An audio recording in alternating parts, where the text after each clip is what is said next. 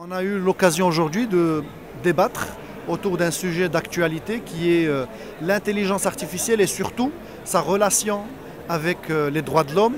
Le débat a été lancé par le CNDH, le Conseil national des droits de l'homme. Et à travers ce débat ressortent plusieurs recommandations, parmi lesquelles je peux citer la vigilance envers ces systèmes qui, tout en utilisant de l'intelligence artificielle, pourraient collecter plus d'informations que nécessaire et donc garder en tête un certain équilibre entre la finalité de l'usage et puis la quantité de données ou la nature des données qui est collectée. Et puis surtout qu'en fin de compte, les lois sont là pour être questionnées.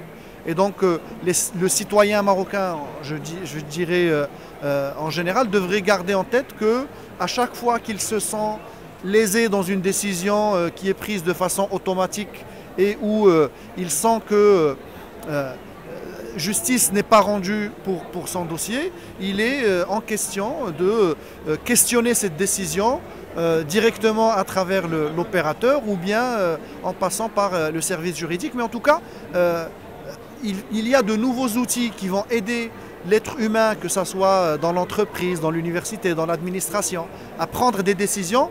On devrait garder en tête que ces systèmes doivent être contrôlés, qu'il doit y avoir une vigilance envers ces systèmes. Et puis je reviendrai sur l'histoire des droits de l'homme, puisque ces mêmes systèmes pourraient être un outil majeur dans la lutte pour les libertés et pour les droits de l'homme.